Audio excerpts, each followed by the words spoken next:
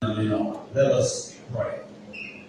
God, we thank you for life. We thank you for this day that you have made. Now as we come and gather together as a community, we need your spirit to breathe fresh upon us. For you ordain government. You ordain order. Now we pray blessings upon this gathering, that as we will share in love, we share with sincerity and from the heart, and that your people will be receptive from each candidate that has mounted this place tonight. So I pray blessings upon their families, that this will give you glory and honor in all we do and say. But it is in that name that matters the most, the name of Jesus. Amen. Amen.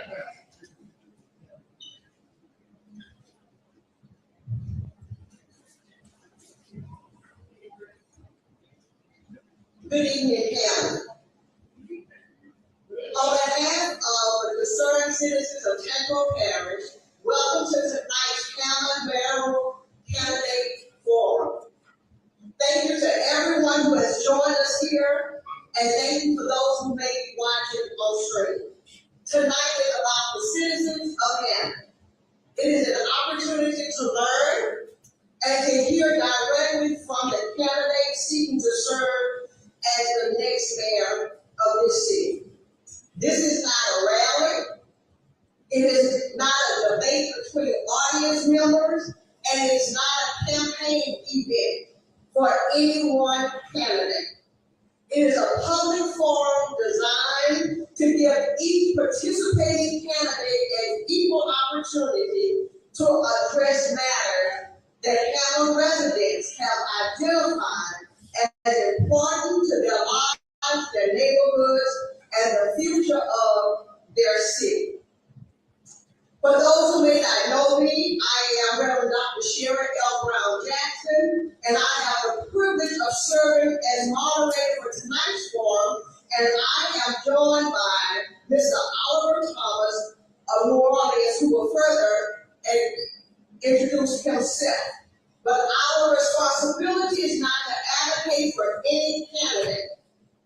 Our responsibility is to protect fairness of the process, to keep us on time, and to make sure each candidate has an opportunity, an equal opportunity to respond. We will enforce the rules consistently. We will enforce the rules consistently. And I ask that candidates and everyone help us to maintain that spirit. Mr. Thomas. Thank you. My name is Oliver Thomas, five-time elected city council member, city of New Orleans, former council president, mayoral candidate, DNC, and most of the Democratic politics that have moved the state of this country for the last 30 years. You should be proud of yourselves. Give yourselves a really round of applause. I may be from the city, but you don't have the city without the rural parts of this community. Much of the history for all the communities that's grounded is what happened in these rural areas.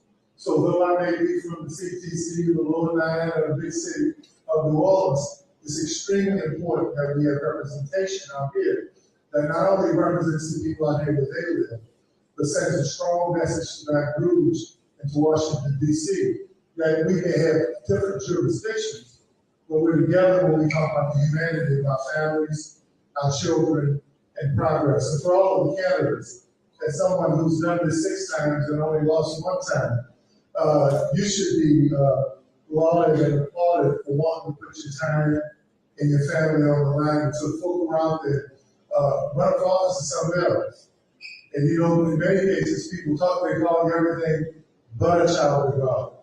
So though we may have challenges, feel good about the people who have at least said they're willing to go through this to represent you and to represent our community. We have a category of questions, some that have to do with kids and violence, nonprofits, leadership, ideas, infrastructure. If a question is answered, I hope you don't mind. There's some that are similar. We're not going to keep asking the same question over and over again. But also after this is over, you'll have a chance before the candidates leave to talk to them if they have something specific. But it's time to get started, bro. It's time to get started. I will introduce the candidates participating in the forum. If you can, please hold your applause until I introduce everyone. Our candidates who are participating in this forum are Carly Gonzalez, Lacey Landry, and Tracy Washington Wells.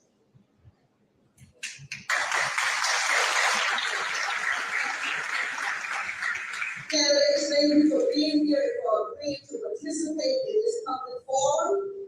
Before we begin, I want to review the rules and the format so that the candidates and audience members understand how we're going to proceed. First, every participating candidate will have equal time and opportunity to respond.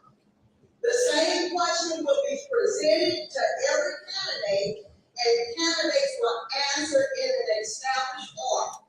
Each candidate will have 3 minutes for an opening statement, 3 minutes to respond to each question, and 3 minutes for a closing statement.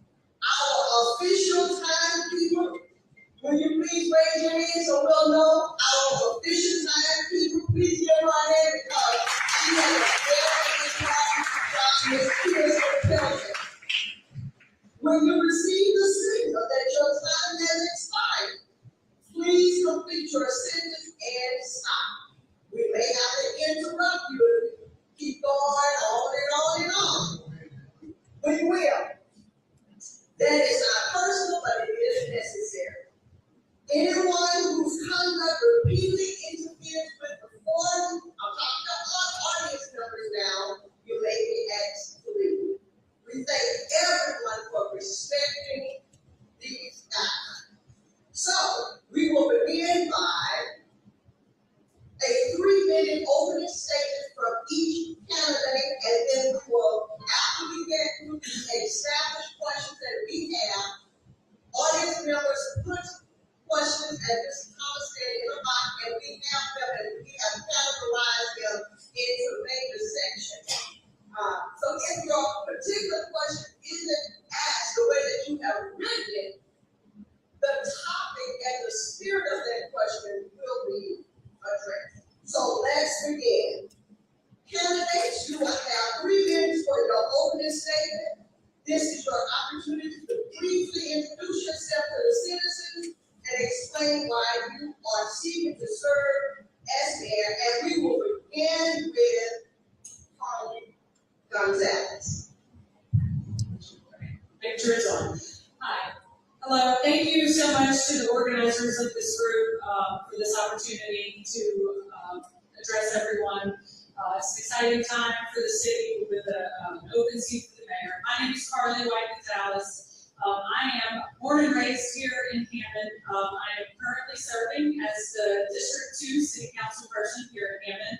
I'm in my second term, and I'm finishing my second term. So I've been on the council for 8 years. I'm also an attorney. I got my law license at Loyola, New Orleans, and I have a solo law practice here in Hammond, focusing on estate planning and succession. So I very much feel that my legal experience and background is a very big positive for me as a candidate for mayor in the city of Hammond. Also, I'm a mom. I have an 11-year-old son who is my pride and joy. I'm a wife, I'm a sister, I'm a friend. I have so many deep connections in this city. And my time on the council has really opened up my eyes to things that are working in the city and things that are not working in the city.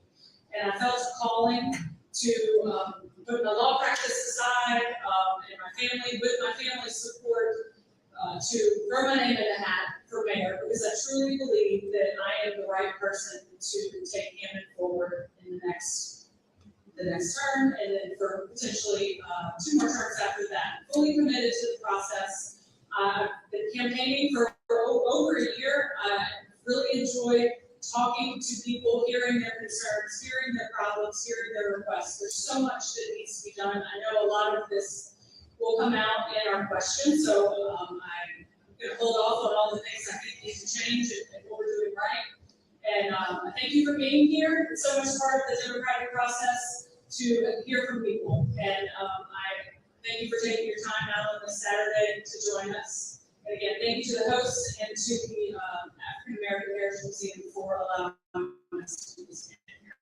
Thank you. Thank you. Our next candidate, Lacey Landrum. My name is Lacey Landrum. I also want to thank everybody for coming out tonight. I know it's a little warm in the room and it's a Saturday night, but this shows the investment and how critical we are in this place for how we go forward with Hammond. I had the pleasure of working for the city of Hammond for nearly 15 years. I started as a grants writer, and I brought in millions of dollars to make improvements in every neighborhood across our city. I know what it takes to get that done. I was shortly thereafter promoted to Director of Administration. That means serving as number 2 and being responsible and leading 330 plus employees and managing a $50 to $60 million budget. I know the daily workings of what happens at City Hall. I know the daily workings of what happens to get things done in your neighborhoods. And I'm a firm believer that the street where you live should not limit or determine the services that you receive.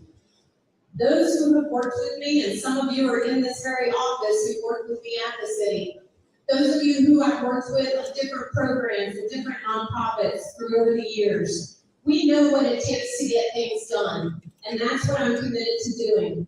I have a wonderful husband, Joey Dominic, who runs the Juvenile Detention Center. I have a beautiful daughter, Maddie Dominic, she's here.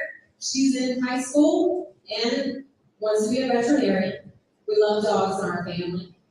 And I have a son, he is not with us tonight because he's in Georgia finishing his Army National Guard training basin. He's a Southeastern student. We look forward to him coming back, and he's going to have to figure out how to do an absentee ballot. He's never done that before. So we are a family of public service. It's all I know. I was raised by a family that says helping others matters. And it's because whatever you do to the least of these, you have done to me. And that's something that I stand firm on. We have spent too many times and too much recently where we focus on what is other than us. We focus on trying to set up categories of people and why we can't work together and why we need to be divided. And all that does is hurt all of us in this room. All it does is says we're going to stick with our territorial projects and our small piecemeal efforts instead of dreaming big again. And that's what I want to do for Hammond, and that's what I'm committed to doing in every part of our city. Let's dream big again, and let's make a safe Hammond, let's make a prosperous Hammond, let's make a Hammond that is truly for our families and where we want to live and grow together. Thank you.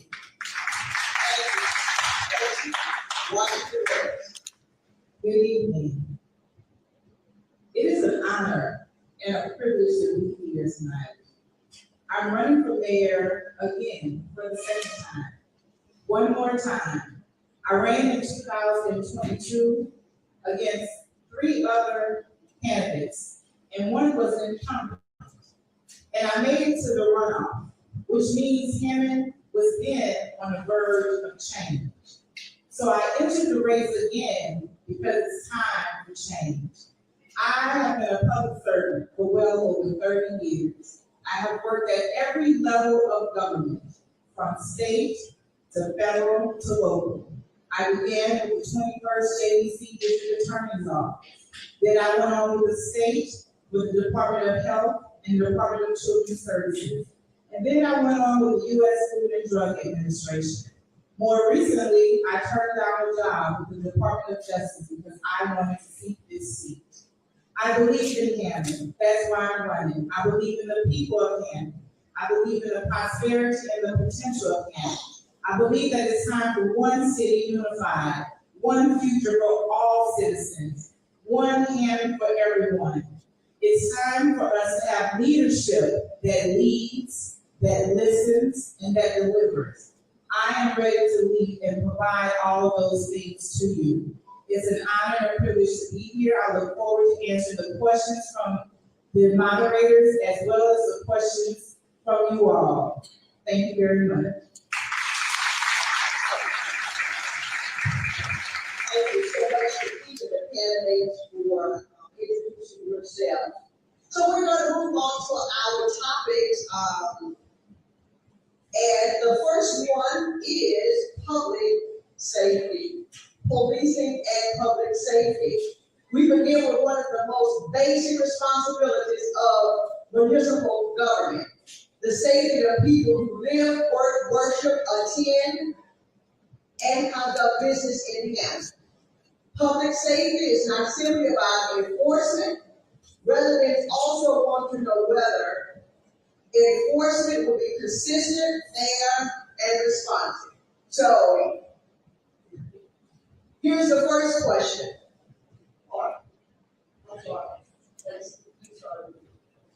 What are your priorities for policing and public safety in Hammond? And how will your administration ensure that laws and ordinances are enforced consistently and fairly across all neighborhoods? I know how difficult public safety is, because sometimes what happens on one neighborhood may be very different than what happens in another neighborhood. Sometimes we create kind of a cookie cutter situation and we say, let me apply the same community policing efforts over here and supply that vanilla across the board to the entire city. I don't think that's the way to go about things. I think we need a police department that is very much boots on the ground, that is very much responsive and knows the neighbors in your neighborhood. It's about having people who are as invested in your neighborhood as they are in their own. And it's about establishing both those relationships built on trust, as well as examining the data and knowing where the hot spots are. What are the trends? What are the things that we are seeing that we need to change? We need to pivot somehow to truly address. And I think sometimes that gets overlooked as well. We just want to go out, we're reactive. We need to be more proactive. Part of this is also about prevention strategies, and that's across the age group. There are some very simple things we can do to better engage our juveniles' time as we go forward. We have lots of discussions at our house about the problems with our juveniles in the community, and who's going to mentor and who's going to lead them. I'm sure we can talk more about that later. But what I see as policing is about stabilizing and making sure that you have precision policing. It's a very specific way that you look at each neighborhood. It's a very specific way that you build relationships, and it's a very specific way that you build trust. Not after something has happened, but well before something has happened, because that trust leads to better prevention. There's simple things like lighting, like stamping out some of our blighted areas, like having a gang unit, like having a drug-focused unit, like having places that know exactly what is happening and how we can then turn into some of our more task force groups, some of our resources that are even outside of Hammond, how we can use those to come in, to take guns off the street, to take drugs off the street, and to make sure that our neighborhoods are safe. It's all of those efforts together and realizing that it all comes from hiring the right police chief. And I'm sure we will talk about that as well.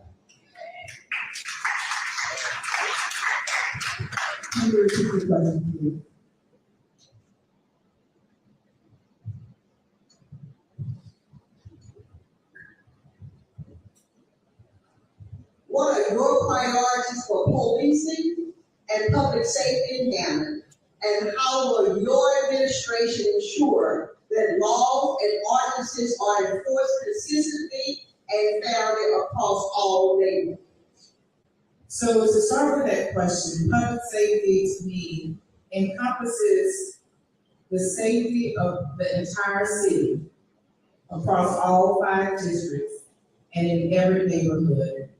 The legislative body of this city is our city council, who sets the laws and ordinances, along with our state and federal laws that must be abided by.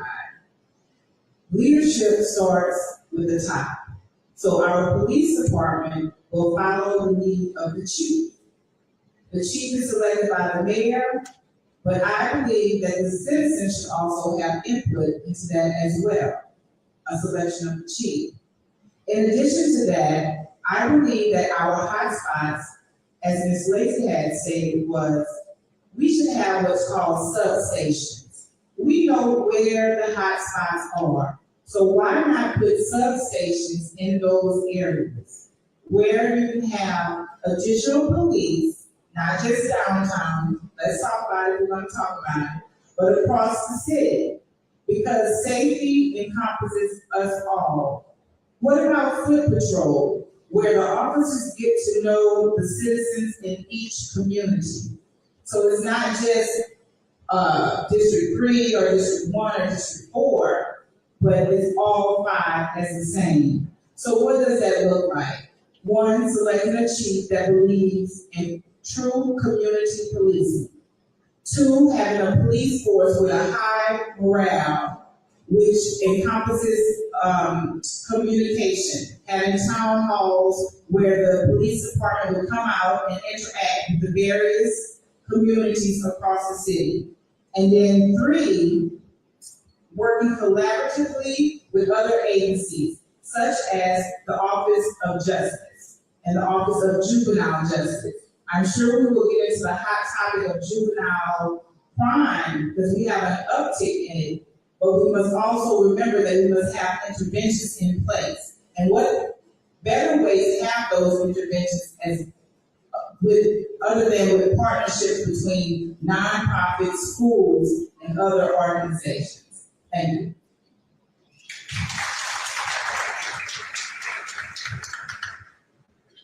Like these ladies here, I also believe that the priorities of the public safety and the things that we need to focus on are really going to be set forth in a new police chief. We all know that will be happening, and the job of the new mayor is going to be picking the right person for the job. I was part of the last time we hired a police chief. That process was not the process that I would prefer.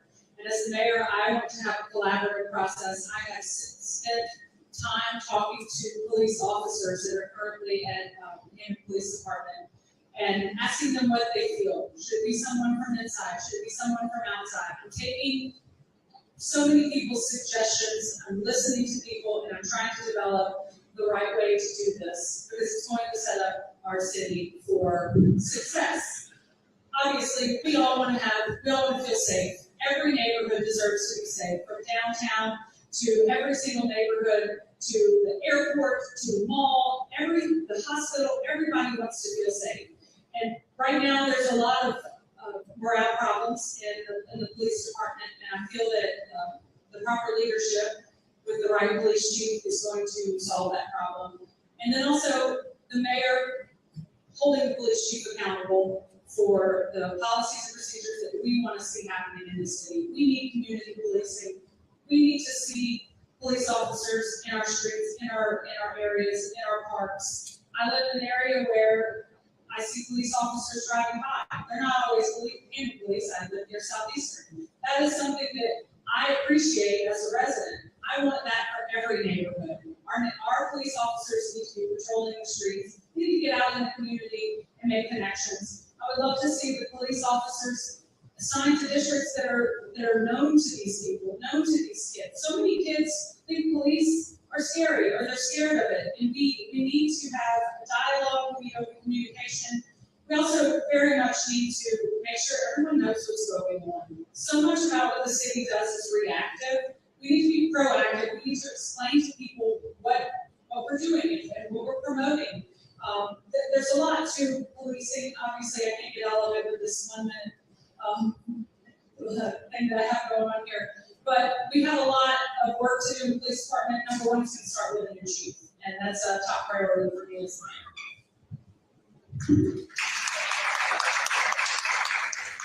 The next topic is going to be engagement jobs and economic opportunity. As important as public safety is, residents of Hammond are also concerned about affordability. We know that wages have not kept pace with inflation and cost of living. What is your plan? We're going to start with this question as well. What is your plan to create economic opportunity, diversify the economy, and bring more jobs and better jobs to the residents of Hammond? Ms. Washington. So currently in our city, our largest work base is healthcare, education, and social service assistance. Those are our three largest employers in the city. With not many manufacturing jobs. The great part about our city is that we are on the border of I-12 and I-55. And I spoke about this 4 years ago and over the last 4 years of increasing jobs in the supply chain field as well as manufacturing. Southeastern University currently has an awesome supply chain program. So if we can bring more manufacturing jobs and more supply chain jobs, that would increase the living wage. Some facts that we know is that right now in the city of Hammond, our poverty rate is 28.9% approximately. But if you break that down along race, which most people don't like to discuss, but among the white population, the poverty rate is 18.6%. And among the black population is 56%, which means that there's a problem with families just meeting the basic needs of housing, food, and clothes. And that's an issue. So we have to have an economic development program that, one, trains people for new job opportunities by partnering with companies that we can train the people that they need. Two, work with our schools because companies would not want to come to an area where the schools aren't thriving. So it's good to see that our schools have increased with the teaching and the academics, but the mayor's office can partner with the schools to incorporate more programs where we can fit the bill of new companies coming in, but not negate the fact that we already have thriving businesses here and help them expand those businesses and train people that they need to bring into their facilities as well. So that's what I would do with the administration. Train across the board, see new industries coming in, and then partner with our partnerships at the university. Thank you.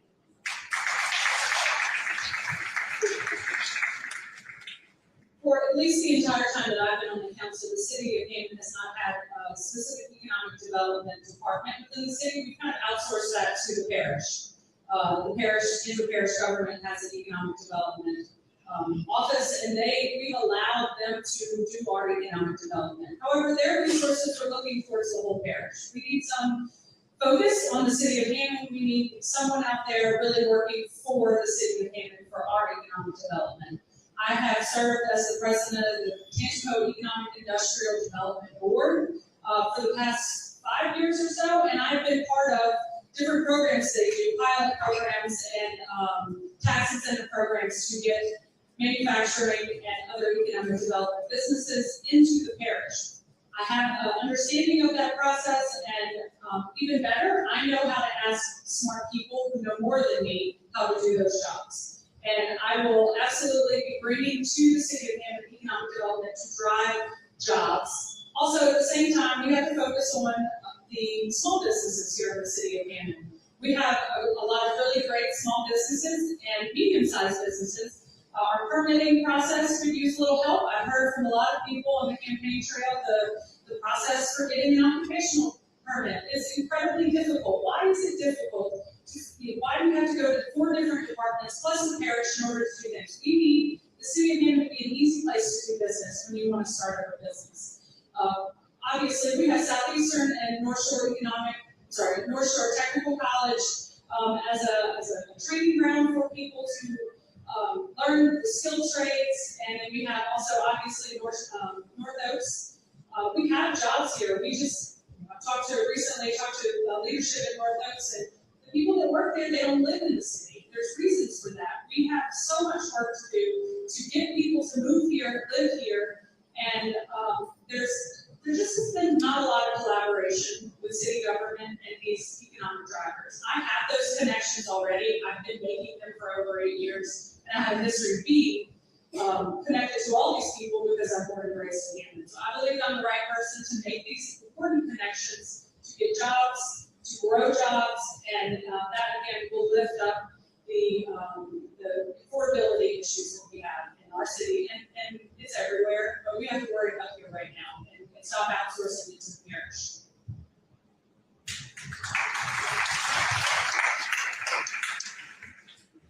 Economic development is about looking at the total spectrum of everything. We've talked a little bit about training. There is already a partnership between North Technical and the businesses that come in. They are able to request specific classes and curriculum to help train quickly their job pool of candidates. But we can expand that. There are some business resources at the Small Business Association. There are some other small business resources at City Hall itself and through our economic partners that Ms. McDonald just mentioned. But I think more than anything, we have to sell Hammond again. We battle things like sometimes our crime statistics. We battle sometimes our poverty statistics. We battle our education statistics. And so we have to figure out how to tell the real story of Hammond. I have gone to many a foundation meeting. I have met with many a site selector. And once they get here, it's a whole new world. Once they get here, they fall in love with Hammond, just like all of us have. And that's the story we have to lean forward to tell.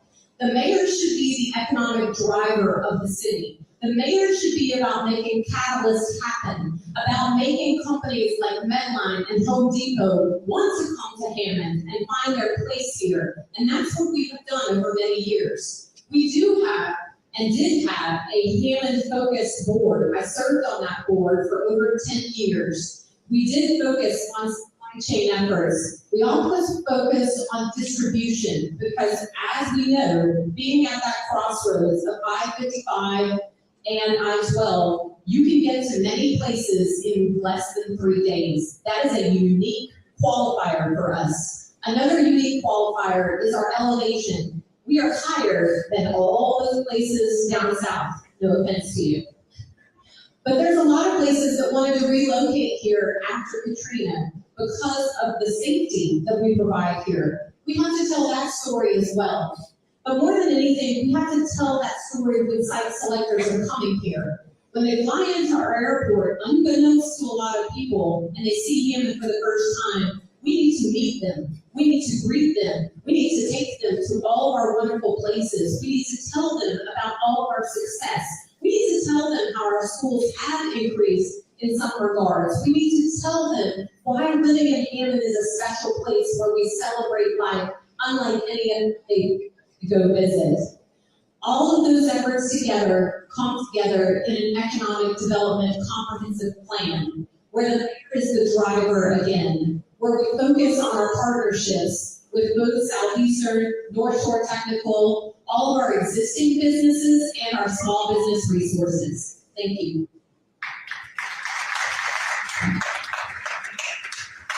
Thank you. We're going to transition to the next set of questions. And this focuses on homelessness, housing, and emergency services. Hammond residents have raised concerns about people experiencing homelessness, as well as the availability of emergency shelter and supportive services. So the question is, what role should the city play in addressing homelessness, and what specific steps would you take to expand access to emergency shelter and supportive services for our most vulnerable residents, and how would this be funded? Thank you. So there's kind kind of two issues here, the homeless population and the emergency shelters. I'll speak to emergency shelters first. While on the council, I was approached to create a committee for the homeless shelter committee to determine where we can use city resources for cooling and warming shelters. On a day like today, and when it gets hotter, people who don't have access to air conditioning, how can we allow the city's properties to be used by these people? And I very much believe both with the homelessness issue and emergency shelters that it is not the city resources that should be used as in taxpayer dollars should not fund a homeless shelter. But absolutely, if we have the Kennedy Center, right? On the council, it took a little while, but we provided a generator so that the Kennedy Center now can function in emergency situations. We should be using the Kennedy Center to allow people for emergency shelters if needed. I think we should be partnering with our nonprofits, our religious groups, and people to provide the actual organization of those facilities, but I don't believe that the city staff should be running those facilities. I think we have wonderful, wonderful groups here in the city who are willing and able to do the oversight of those shelters. As to the homeless population, again, I want to see the city support nonprofits and religious groups to provide those services to people in need.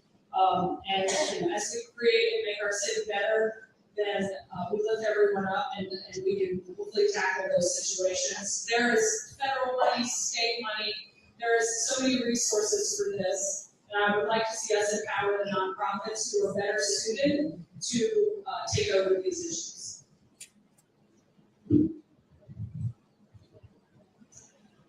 This is an area I've worked in for many, many years. When I was at the city, one of the grants that I wrote was for exactly emergency and transitional housing, and it was for monthly supports to help you get through. Let's say you lost a job, you had a child who got sick and had to be hospitalized, your car broke down. We had temporary supports that were provided through both state and federal grants. It was actually federal money that passed through the state. And we had that grant. It was very successful. We used it in many, many ways. We also worked with our nonprofits to deliver full wraparound services so that it's not just about finding someone shelter, it's also about making sure they have food. It's about making sure their kids can get to school and that they have adequate transportation. If you don't have full wraparound services, you're not going to have a successful program. My church actually participates in a program called Family Reach. I have personally volunteered for that program since its inception at our church. We host a set of homeless families quarterly. And so we're using the resources of the church to help facilitate that program. I stay overnight as a chaperone. That way you get to interact with the families, hang out with our kids, and just help them feel human again. We also have a shower ministry at our church that helps out on Fridays. Again, just helping people figure out, have a clean shower, and have a way forward. Have some sort of hope in their life.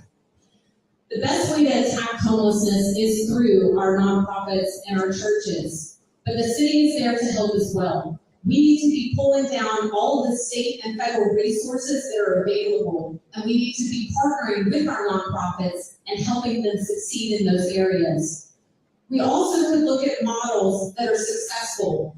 One of those that I've seen in other states is a working hotel. Instead of it being a full shelter, on one side, it's a low-cost, affordable hotel, and the other side is a shelter. And the people who stay in the shelter have the opportunity to work in the hotel and learn transitional skills in both janitorial, customer service, event planning, and all those kinds of things. So then they have a leg up, and they are more qualified to go get a job. But they get to stay together as a family in one location and get back on their feet. These are proven models of how we can transition and help people and help families in need. And that's what we need to look forward to, is how we take those proven models and implement them here. One of the things that we know is that homeless shelter ends up with a lot of people saying, not in my backyard. That's why they're more successful in more rural places. So the shelter may not be within exactly the city limits, but it's definitely something that the city has to help support. And we do that through bringing down those federal and state dollars that are available to help our families in transition.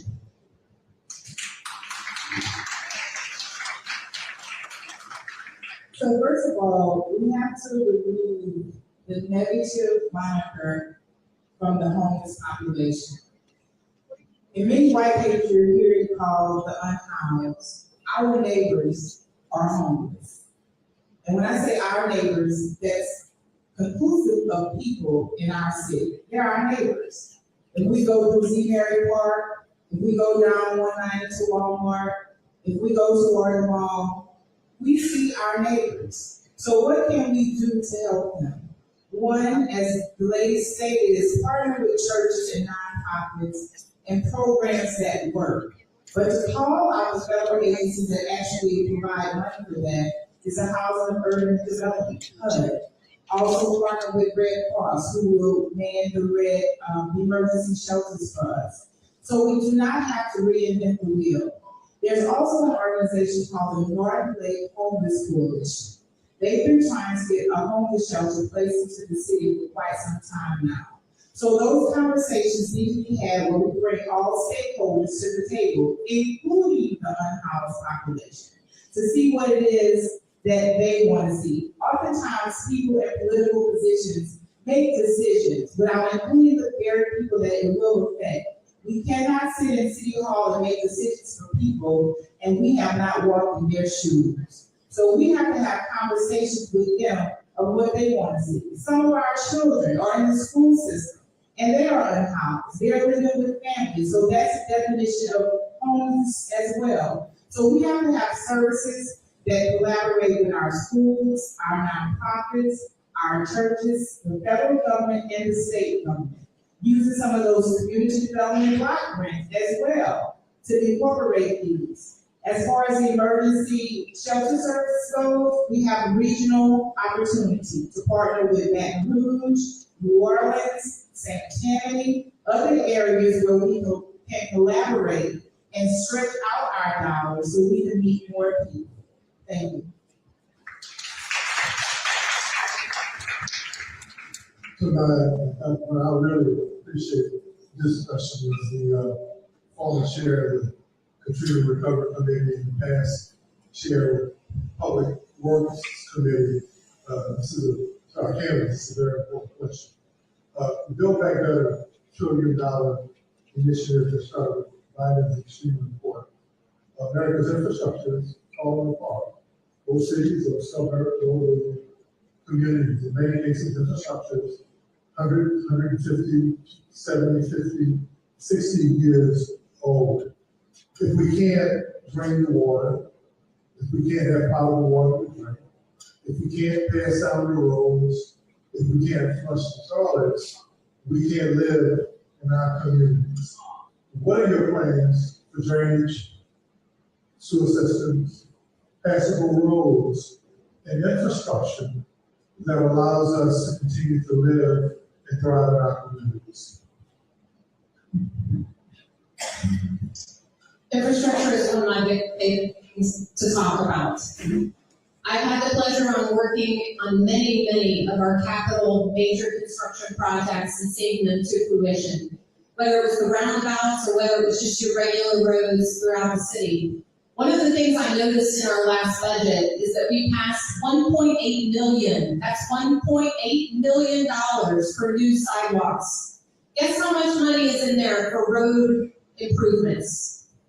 Zero. We don't have any money in there for asphalt overlays of our basic roads. And if you'll notice, the roads that lead to our schools are some of the worst in the city right now. I drove every road in the city of Hammond and took pictures and did a full assessment of where we need to improve those. That's first, one of our major priorities, and that's going to be one of my major priorities in the next year of getting our roads repaired. Water and sewer, we've made tremendous efforts in our sewer system. We used all the federal dollars that we had in our special ARPA funding, all went to improving our sewer system because we know how important that is. But one thing we've left out is a full study of our sewer treatment plant. We don't know if that plant is going to work out for us for the next 15 and 20 years. And we certainly don't want to be left with a plant that is insufficient, because we need our toilet to go the right direction, not the wrong one. Speaking about water, one of the very first grants that I wrote was about a water well. We have 5 working wells in Hammond that are all connected together, and we have one of the highest water system grades in the state. Water system grades became important about 3 years ago when the state passed legislation and said you had to look at your entire system. You had to make sure that the people who were responsible for your system, not just the operators, the city workers, but also the administrators, the mayor, the council, that they actually understood what a water system was designed to do. And then you had to make sure that the water system rates were appropriate to pay for the infrastructure needs that would be needed for all of the future. We didn't explain that rate process very well, but I'm proud to say that we followed state law and we got those rates approved. And we're able now to invest in our systems and make sure they're going to work for your neighborhood, regardless of where you live.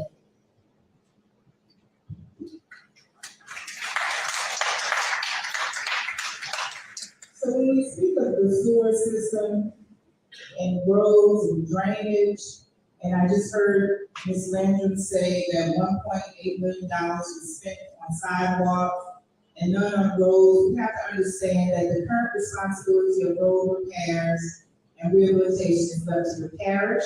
Because there, I would change that because we need to bring our road improvements in-house.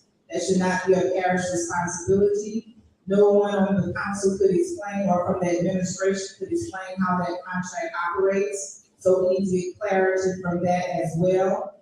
When it comes directly to sewer, I live right here in the district in which this building is, and for years, sewer had been backing up into homes. Communities had to redo their floors over and over again. In 2026, you still have sewer backing up in people's homes, and that is unacceptable. I failed to mention in my opening statement that I have a degree in public health from Lee Dillard University, graduated magna cum laude. And in public health, one thing that we understand is that if you have a sewer problem, you have an overall public health problem. Your children will have respiratory issues, your elderly will have health issues as well, because sewer, we all know what that is. So if we don't redefine how our infrastructure must be rehabilitated, using the monies that are set aside for that effectively and efficiently, not just taking cameras to find holes, but actually repairing them, working with the engineering department to ensure that the areas that have the most damage, if you will, are repaired first, and then it trickles down.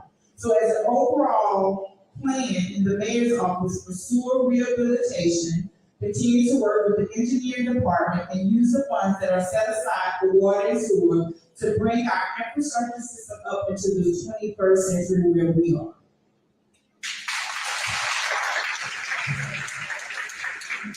As 8 years in the city council, that infrastructure is basically one of the most important things that we do, our capital projects. And I've been a part of using this federal money that came to the city to get these sewer issues that we were having in certain areas pretty hard. We are not doing it on a schedule. I don't see that the administration is making sure that we are following the improvements of sewer and drainage. We have old pipes. District 2, a lot of you don't hear me fussing at the council meetings about a lot of these issues because I get them done before the council meetings. But we have people who sewage backs up in District 2. Absolutely. We have significant infrastructure problems in District 2 as well. But I work directly with the administration and the department to work on those things and the engineer. We need a better oversight of how we do our infrastructure. As to roads, that's been one of my biggest frustrations in the past 3 years. Asking the mayor to please put money towards asphalt overlay. The mayor stopped doing it. We just kept being told, ask the parish. We finally been told by the parish, we're not doing it, give us money. I went and talked to the mayor of Ponchatoula. She put $500,000 every year into the parish contract to do their own roads. Why are we not doing that? That's number one. We've got to fix our roads. They're atrocious right now. There's just absolutely no communication and coordination in the city with other municipalities and parish on using and pooling resources to deal with some of these very, very expensive things. The other issue is a lot of money that we get for infrastructure comes from the state and the federal government. I have relationships with our state legislatures. We get a lot of money that comes through from capital projects from the state. It takes direct communication with those legislators like Representative Mayoral, Representative Weed, and to get that money for certain projects and get those projects done. And I have those connections. I will continue to do that. We will have a more collaborative effort and more of a schedule of getting these infrastructure projects done.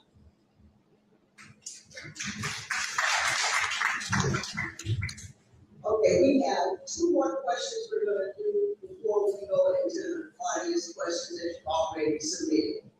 So this question focuses on government transparency and accountability. Citizens have expressed a desire for information from city government to be easier to access and to understand. Here's the question. As mayor, how would you improve communication, transparency, and accountability to Hammond residents, particularly when it comes to major decisions affecting their neighborhoods and taxpayers' dollars?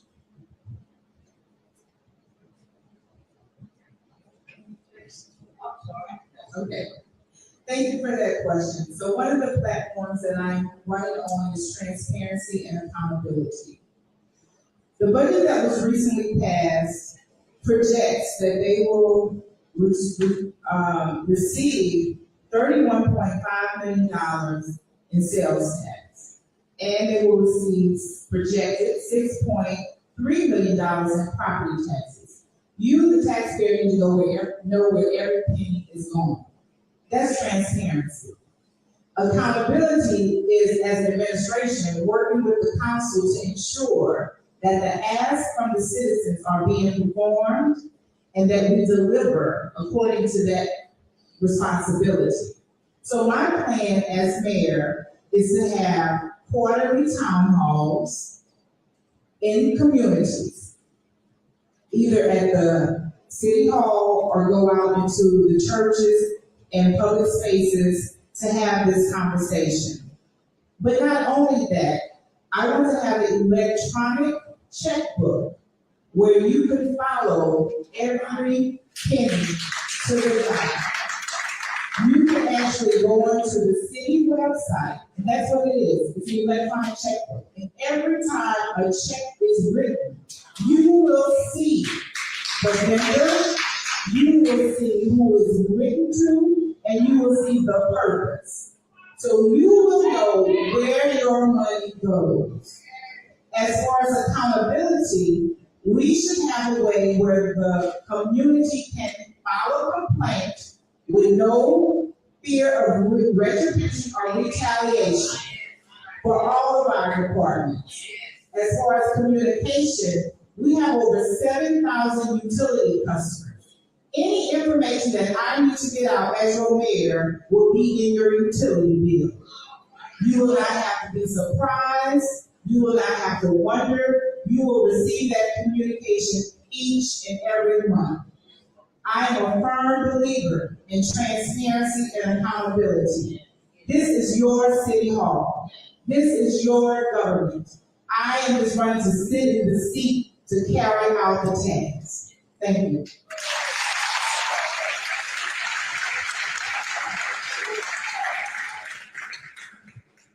One of the reasons I wanted to run for mayor is because I see a breakdown in communication. And one of it is directly what I am involved in, which is on the council.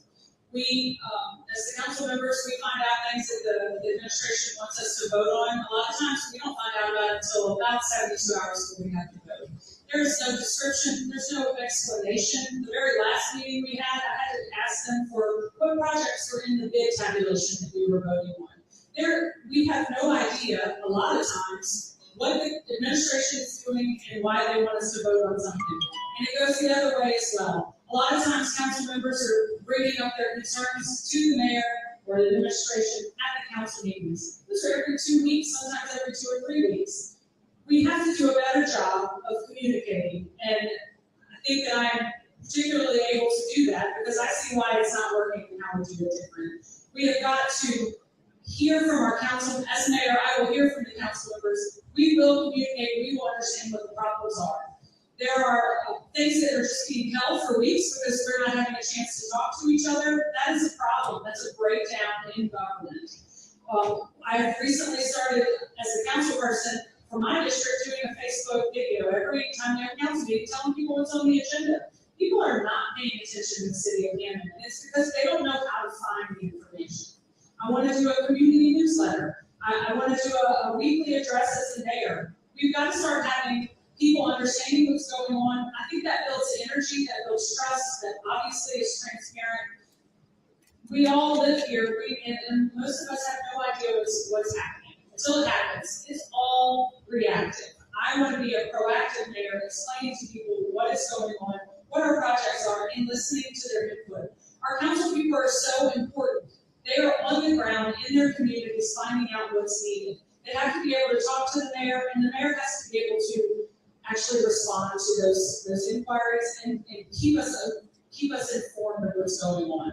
For example, if I have a person who has, they're complaining about a dead tree, I report it immediately, and then I get no follow-up. No one tells me that it's done, so then I can't report back to the person that we took care of it, or why we can't take care of it.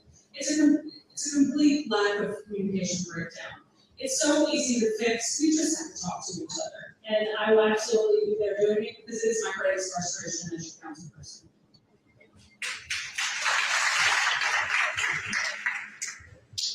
Communication is one of my passions. If anybody jumps on my Facebook or sees what I've been up to, you're going to see a whole lot of videos about trying to make city government work for you and trying to make city government easy to understand.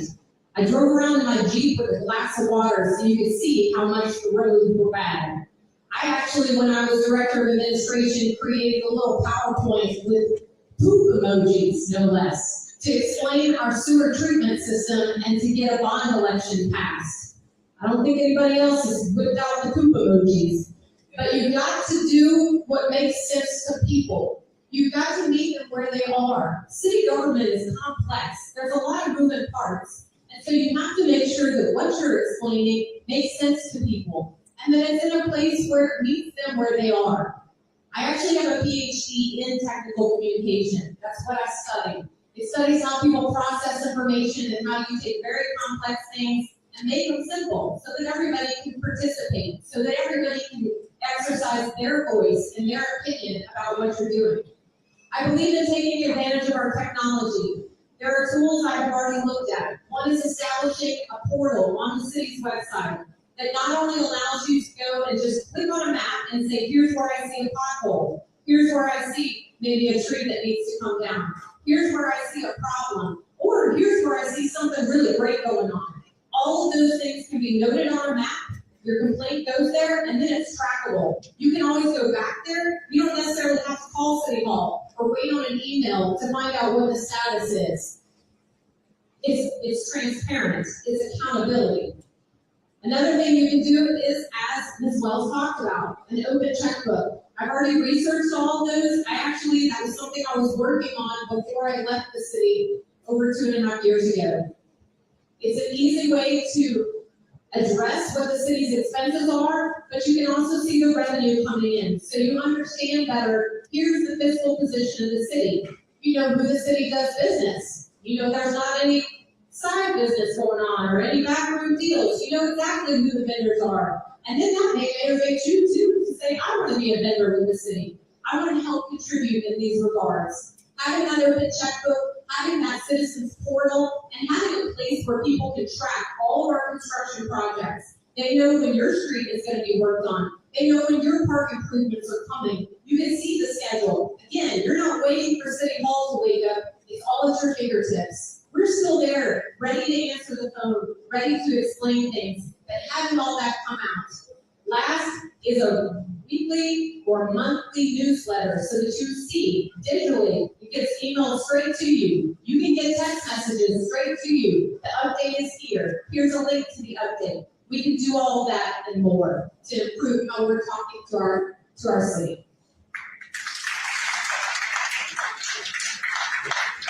The last time we selected the committee, I think it's a foundational question for this candidate. I think it represents what's sustainable in our future. Because if our kids are not safe, our kids are not trained, if our kids are not allowed opportunities, then not only will you not have a community, you won't ever have that.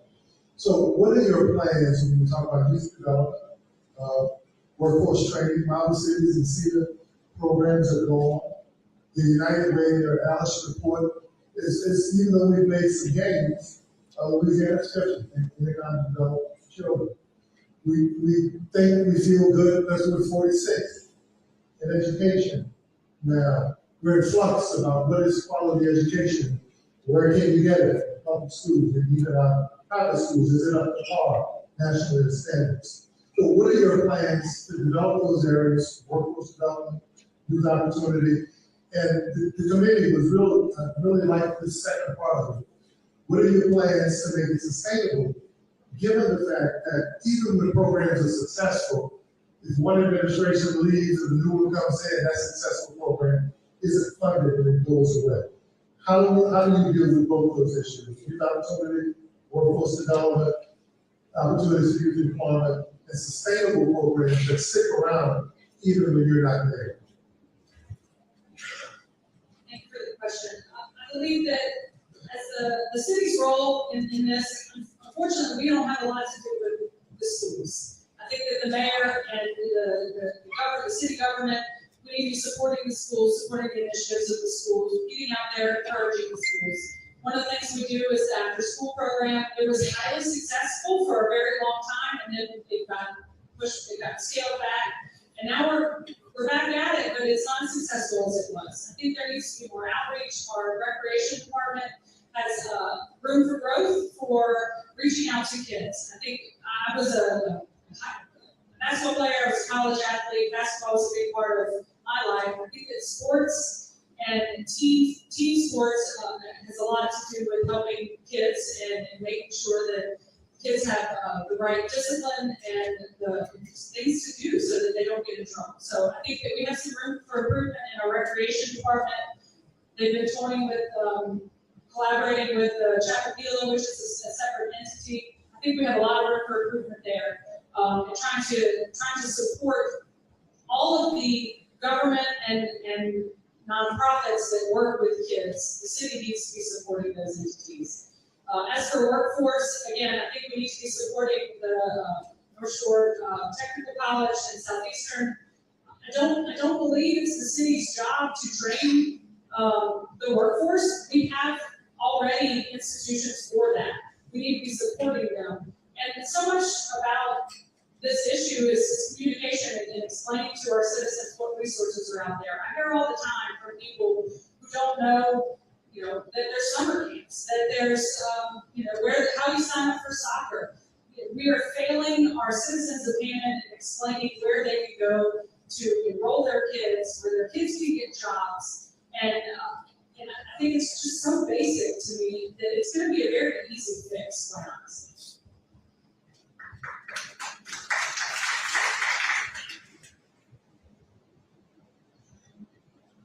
There's three things that I think we can do. First, I think we change the hours of our recreation department.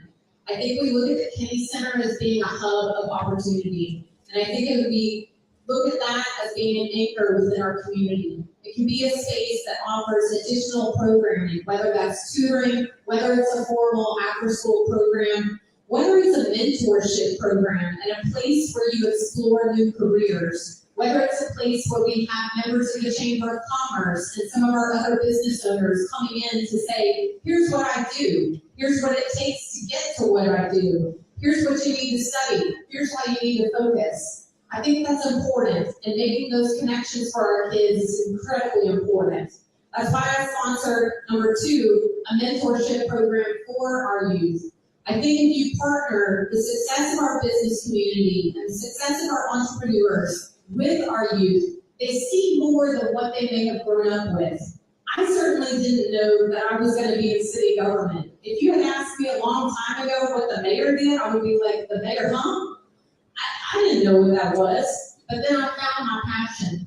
And we can do the same by offering opportunities to our juveniles to have those mentorship opportunities where they're learning something specific, they're seeing it in action, and they're talking to people who actually do that, rather than just hearing about it at school, maybe seeing a flyer at a career fair. They're invested and they're creating a project together with that business owner. The third thing I want to do when it comes to juveniles is actually have an advisory committee. Because as we have mentioned, sometimes we create a whole bunch of programs that don't mean anything to the people we're trying to help. We've got to ask them what's important to them. Believe me, I have a teenager, I ask her a lot what's important to her. And often her ideas are very different than mine, and they're way better. That's what we can focus on. In terms of workforce training and in terms of outreach, we continue to work with North Shore Technical and with Southeastern, but we also look at our own city jobs. I know that water and sewer is an area that you can have tremendous career progression. You can actually make pretty decent money at the top of the line, but we have very few people interested in some of those jobs. But making sure that that education and that training is available opens the door for career progression. We have to do that with our own employees as well as with the community members. So that partnership of making sure that we know how to educate the entire group of people is important. All of these can be shared in just one simple concept, Lemonade Day. Let's bring back Lemonade Day for our kids to figure out how they start a stand, how they ask for a permit, how they develop a menu, and how the older kids help them to build a successful lemonade business. Thank you. Well, anyone who knows me, truly knows me, the youth are my passion. You may not see pictures of me with the youth, but I tutor, I do ACT prep. I have a master's degree in education, specializing in curriculum and instruction, specializing as a reading specialist. I worked at Operation Jumpstart, an alternative boys' school for at-risk youth. I worked at Northwood Preparatory and AV, an alternative school. And so what I see as an issue for the youth in our city, they want to earn money, and there's no way for them to legitimately earn money. There was a program back in the day, JTPA, that as mayor, I would bring back in office juvenile employment, where we would hire juveniles to work with the city during the summer. I'm a firm believer that where you put your money is where you show your priority. This last budget, approximately $60 million, the after-school program was reduced from $75,000 to $25,000. So people can tell you all day long, they want to see improvement for our children, but if the money does not follow the vision, there's an issue. In addition to that, let's talk about the violence that we're seeing with our youth, because that hasn't come up yet. And it may. We're gonna ask the audience, I know that your candidate may be up here, and you may be celebrating what they're saying, but we need to be able to hear, so if you just keep your applause and comments and things down. Thank you so much. We're doing so good, but I just need us to maintain the quorum for everybody. Thank you. Oh, no worries. So I was speaking on youth violence, thank you. So there's a program where they use what's called violence interrupters. We know that there are hotspots in our city. We can use formerly incarcerated people who have rehabilitated themselves and be mediators and mentors before our children get themselves into those situations. We cannot wait until things happen and act. We have to be proactive. But my number one concern and action will be to implement an Office of Juvenile Employment as mayor so we can hire juveniles to earn legitimate money. Thank you. Thank you so much to these candidates and to our audience for your patience. We have a plethora of questions. We're going to do our best.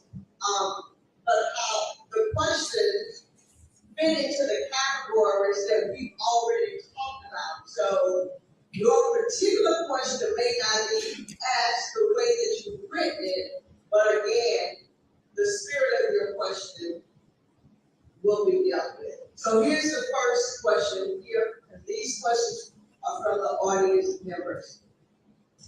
What measurable results should the voters expect from you after your first 2 years in office? Measurable results are important because they identify exactly what has happened. One of the first things that you'll see is the creation of several committees under my administration. One, the Juvenile Advisory Committee that we just spoke about, to give us feedback on those ideas. Second, there'll be committee structures set up with the council members participating. A couple of council members, several city staff people, and several people from the public will participate in both the Finance Committee and the Capital Projects Committee. Because where our checkbook is very important, and that needs to have more input and more people at the table following that progress. The same is true of our capital projects. We've talked about scheduling, we've talked about funding, we've talked about reprioritizing.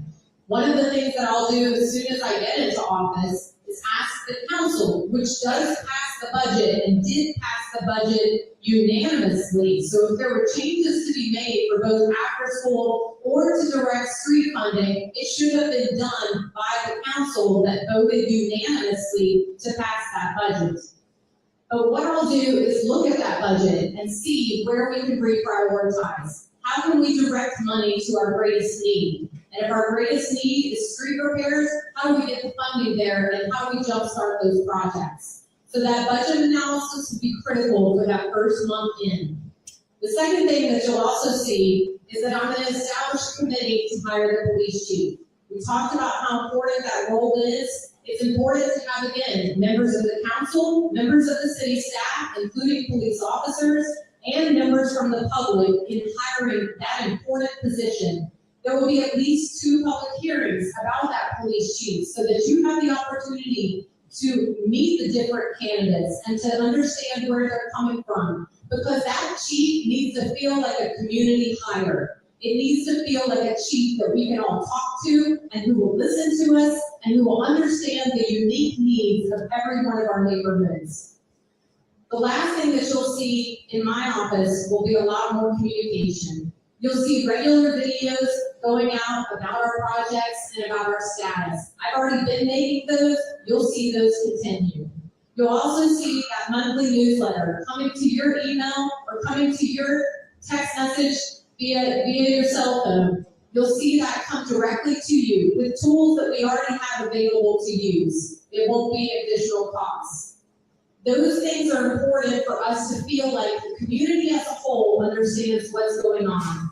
And so more than anything, you're going to see a mayor who listens to you. You're going to see somebody who walks your streets, who drives your streets, who comes to your businesses, and who says, what can I do to help you grow? What can I help you do in Hammond? That's the mayor I intend to be.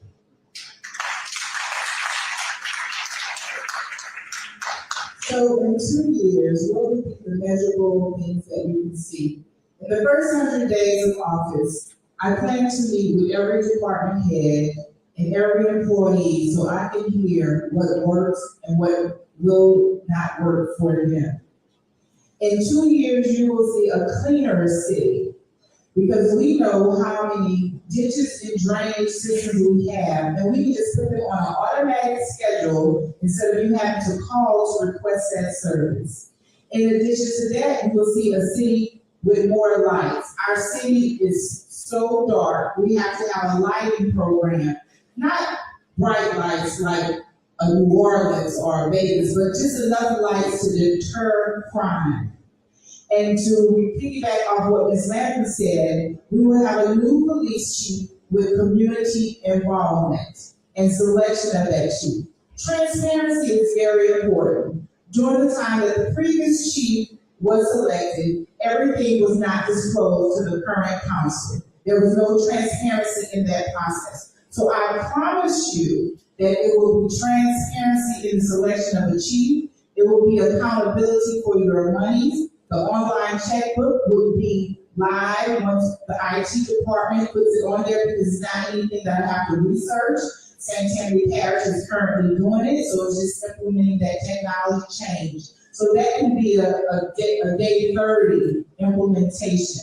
So you know where the taxpayer dollars are actually going. So in addition to a cleaner city, lighting up the city, accountability with the checkbook, also your drainage and roads, you will have more input. I stated previously that currently the parish was overseeing the repairs of our roads. I would like to bring that in-house where the city has oversight of that program. I will work collaboratively with the city council. Communication with all 5 council persons are very key. They represent you. And so when they're representing you, they have to have communication with the administration to carry us forward to be a successful candidate.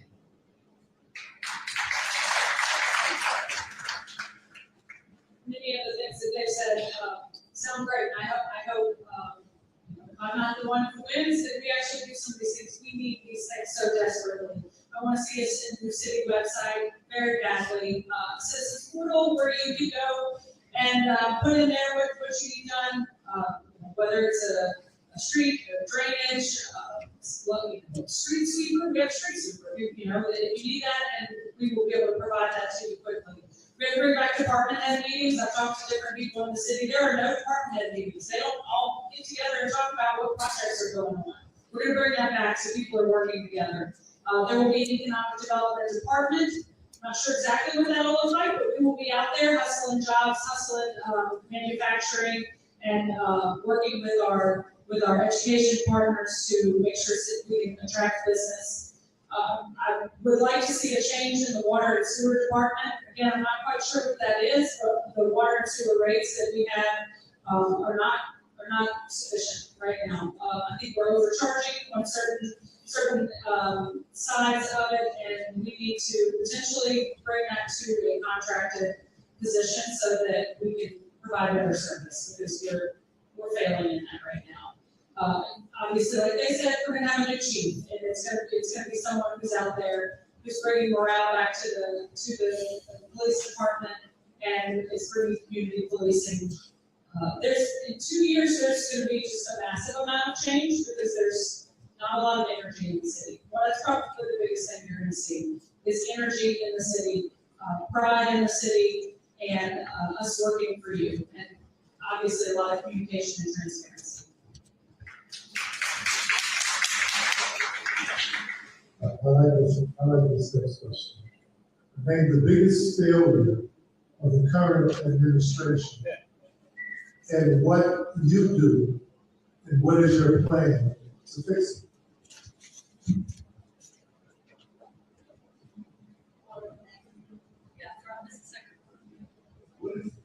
What is the biggest failure of the current administration and what is your plan to fix it? Identifying the single thing that mostly went wrong with the losing office staff and how will you fix it?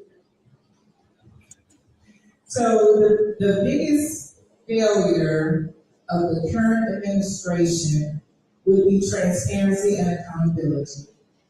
And so that's why I decided to enter the race again. No jab at any of my counterparts up here, but they were part of, well, Ms. Landry was part of the administration. She mentioned that, right? Ms. Gonzalez was part of the council. So the transparency was not there because maybe for the last 3 years, and we have to talk about this because it's an undergird in our city. There was no transparency with the police department. And what I mean is there were issues that the African American community came to the administration with, and it was not properly addressed. They asked for changes to be made. And many people may not know, but there was a man who was beat by our current chief while he was in handcuffs. There was a man who was tased, and I believe he's currently paralyzed. And I don't want to call out their names because their families are not here. And we have to have a society where all people come to the table to have these hard conversations. I'm running on the premise of one city united, one city, one future, one Hammond. We have to look at all of our neighborhoods that deserve all the same services and all the same opportunities as everyone else in this city. So the failure would be transparency and accountability. At one point, the current council had department heads come to every meeting. And that stopped. So that stopped communication. We have to have an open communication between the administration and the city council. In addition to that, I would like to say, as mayor, I will listen to all of him. I will listen to your concerns. I will listen to your complaints. I will take your comments and ideas and implement them to the best of my ability to have a successful Hammond for our businesses, for our children, for our elders, and for you. Thank you.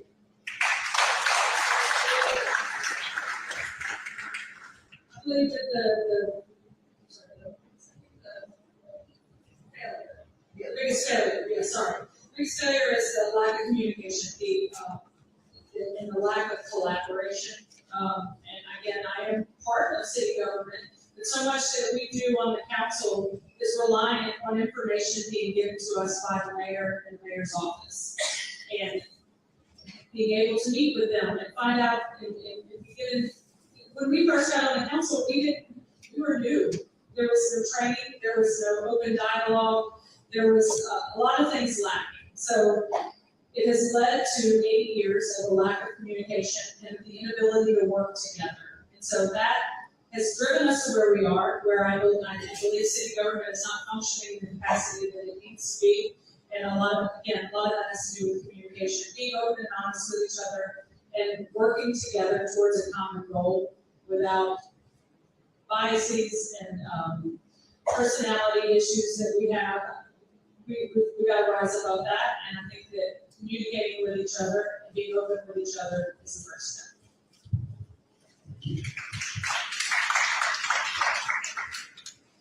I agree with what has been said. I think the greatest failure has been drawing lines in the sand. One of the things that happened is when you draw a line in the sand or put people on a list and say, I'm no longer going to talk about that, I'm no longer going to discuss that, then you set up a very different relationship, and it's one built on failure. It's almost like a marriage where you just stop talking to each other because you can no longer agree on anything. That's really where city government is at this point. It's one of the reasons that I had to leave, because I had to figure out whether being mayor was something I wanted to invest in. It's something that I had to clear my head in because there was such disagreement and there were so many arbitrary lines drawn in the sand that we could no longer communicate. And that communication is critical. I think one of the ways to solve that is by the committees that I've already talked about, the working committees. I think another way to solve that is by moving up the deadline where city council meetings have to have the materials delivered to them, and then those materials become available to the public. Right now, you find out what's really on the council agenda 24 hours in advance. And you may not even have all the attachments or all the written language of a very ordinance or resolution that's supposed to be passed that very night.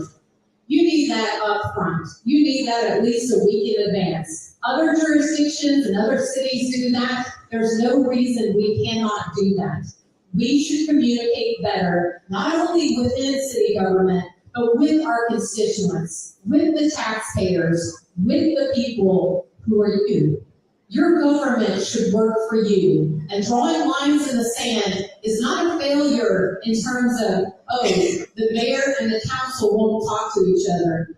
It's a failure for you because you don't get the services and the responses that you deserve.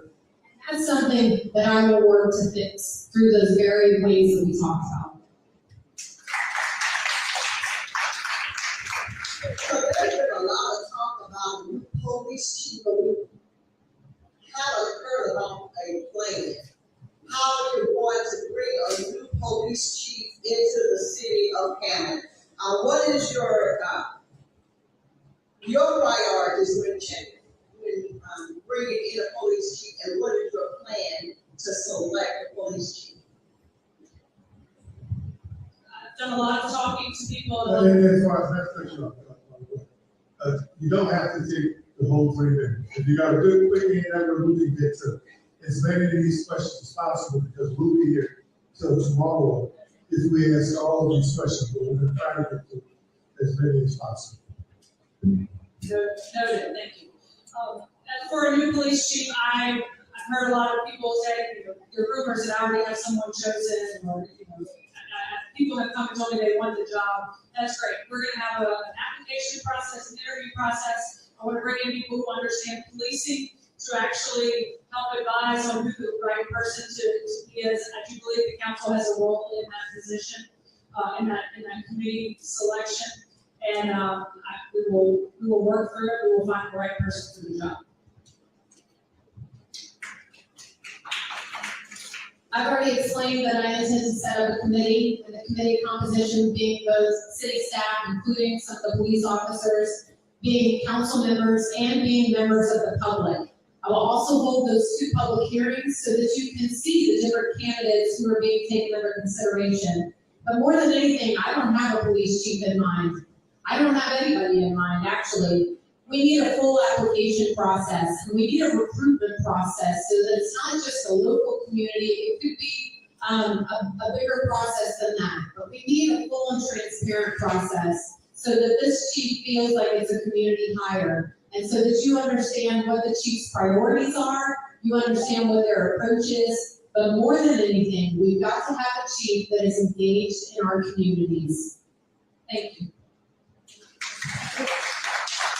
So considering that we have 5 districts in the city, and each district have their own separate individual needs, I would like to hear from each of the districts. I would like to have meetings with HOAs, homeowners associations, with different areas of the city to see what they're looking for in their next chief.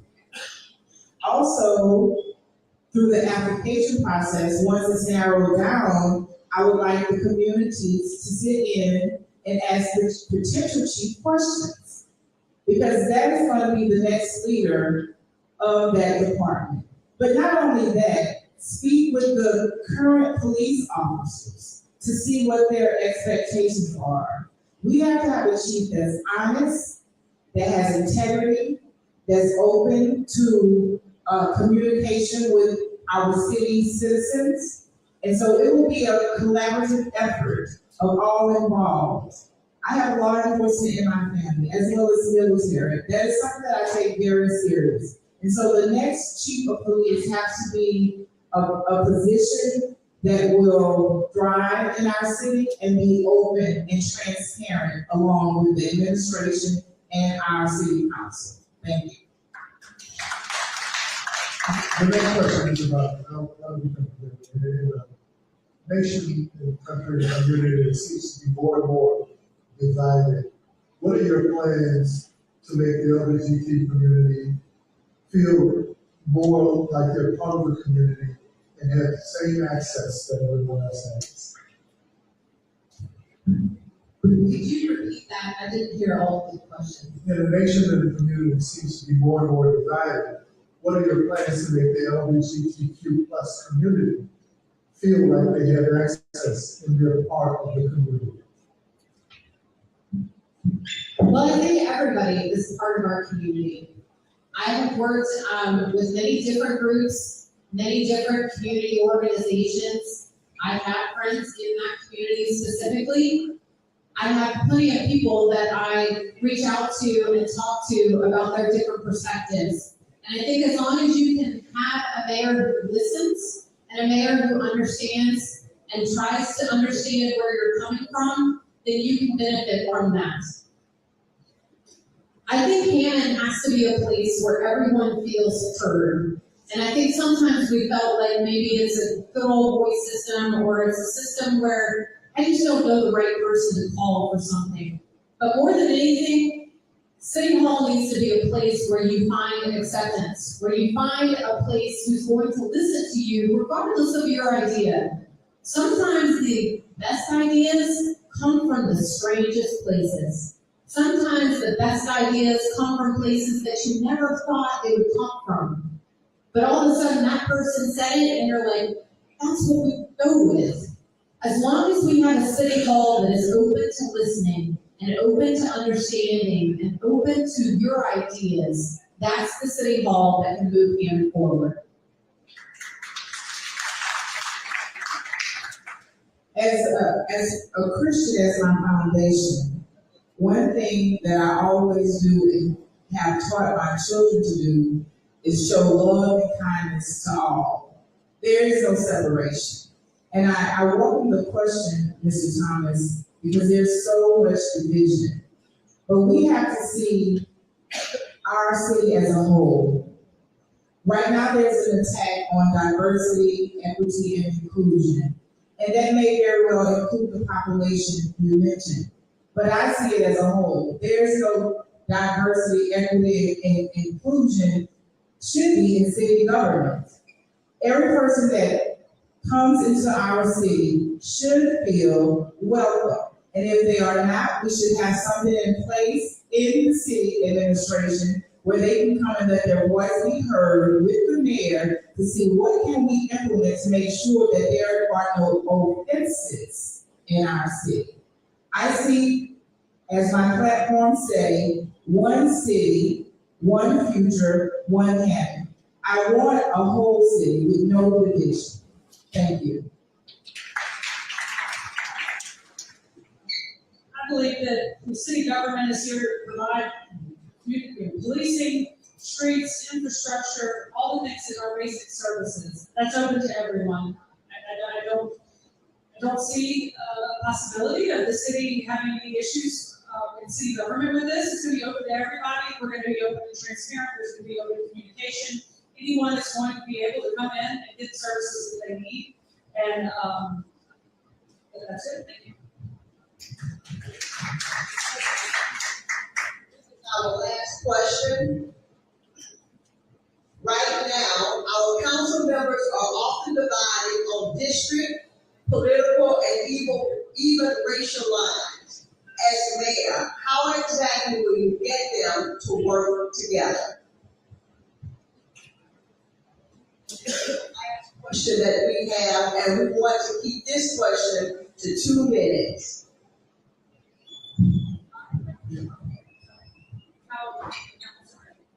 Right now, our council members are often divided on district, political, and even racial lines. As mayor, how exactly will you get them to work together? I believe that the mayor should be working with the council members to focus on the city as a whole and addressing the districts and all the needs of the city.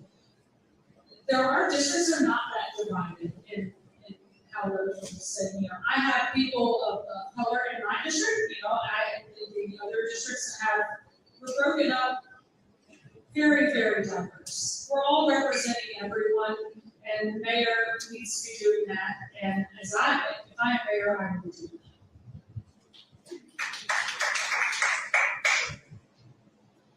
I've described the working committees. I think that's one of the best ways, because not only does it build trust again, but you're working routinely, regularly together on bigger challenges for our city. The second thing, though, is I think the mayor's responsibility is to communicate, to be advanced leaning. If you hear something that's going on in somebody's district, make sure that that council member knows about that.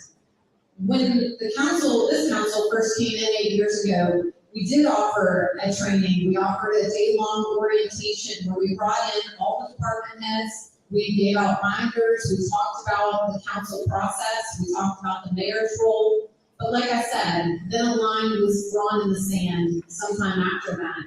And that failure of communication led to that lack of trust. If we focus again on that, and if we focus on getting the information out much earlier, at least a week time before the council meeting, it gives people more time to ask their constituents what they think. It gives everybody more time to be responsible and to be educated about the government that we're using. That's how I would help restore that council relationship. On day one, I will meet with all 5 council persons individually to hear what their needs and their desires for their individual districts are. And then we will come together in a retreat style day and talk amongst the entire team, administration and mayor council. And that's what that will be, a team.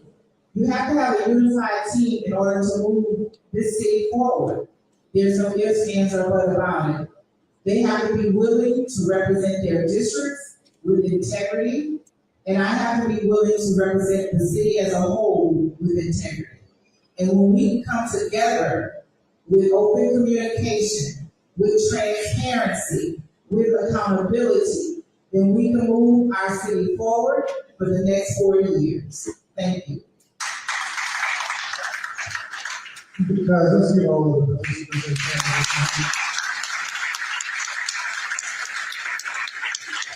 As someone who's done a lot of these panels all over the world, for politics and infrastructure, and for someone who won 5 elections and ran for mayor and executed most of these issues, for concerned citizens of Sherri Parish, this has been very well thought out. The participation has been, I'm really proud of people here for participating. And let me say this to Ms. Gonzalez, Ms. Langford, and Ms. Washington Wells. You guys have some very good candidates. Amen.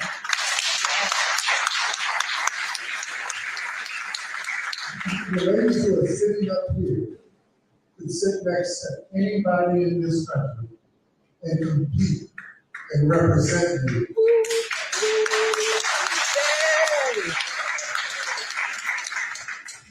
When I got into politics as a former athlete, and I hope you guys take this to heart, there was something that I learned in politics that I didn't understand. I didn't understand the term sore winners. And in politics, we had too many sore winners. Once they won, they didn't want to talk to the people they competed against. Come on now. Once they won, they didn't want to ask the ideas of the people they competed against.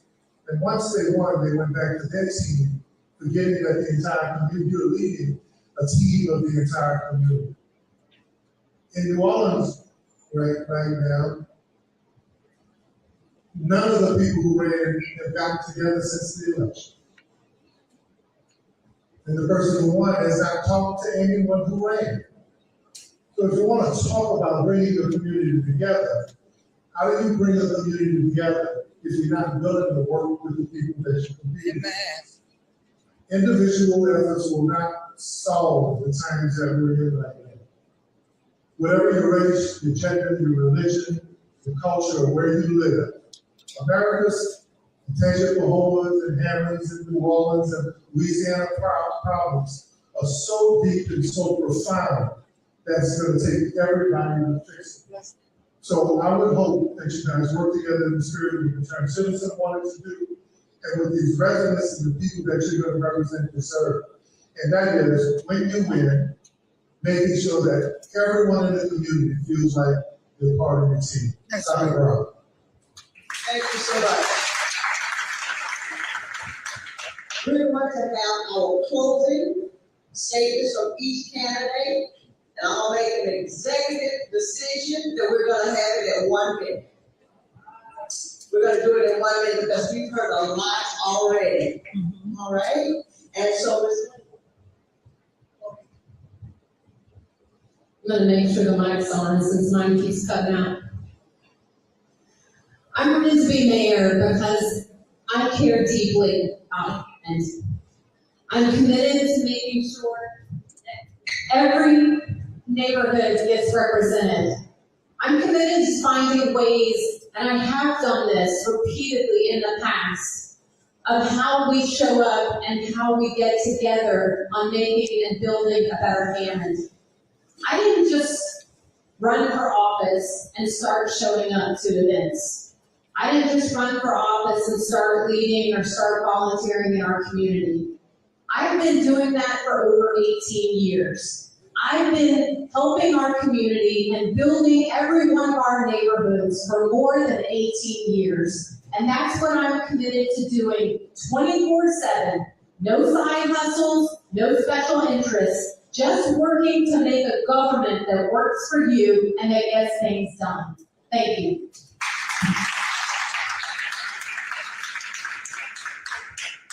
I'm running for mayor to deliver results. I will lead, I will listen to you. City Hall belongs to you, the taxpayer. I'm running on the premise of believing that we deserve one city unified, one city, one future, one Hammond. If we continue to vote the way we always voted Hammond, we will continue to get the results we've always gotten.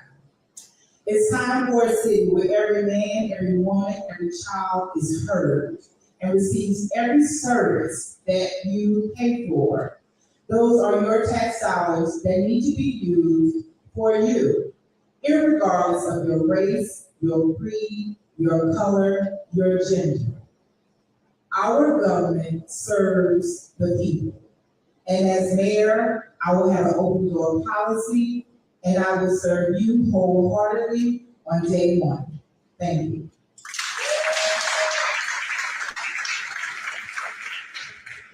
8 years ago, I was inspired to run for city council because of my 3-year-old son.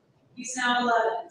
He's the reason that I got into city government. He's the reason, along with all of his friends and all of the people in this community, that I feel like I'm ready to step up and take this role as the mayor of the city of Hammond. I know what works, I know what's not working, and I'm inspired to be able to represent you.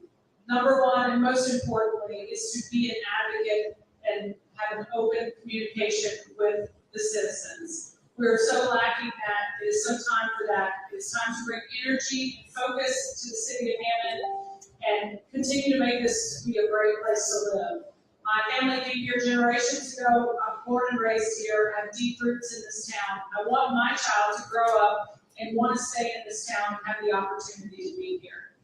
I hope that you'll consider me for mayor and appreciate all of you tonight. thank you so much to each of the candidates for joining us. And thank you to the concerned citizens of Hammond Parish for putting enough. Oh, Tracy, you need to okay.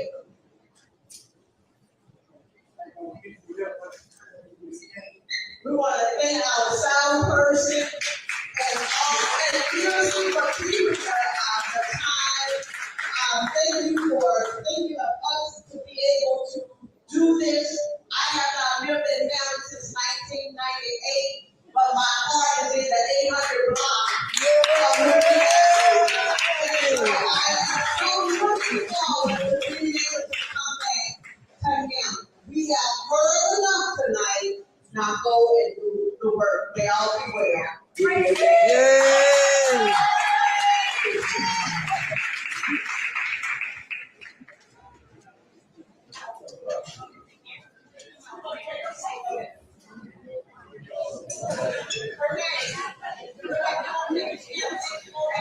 Okay, okay.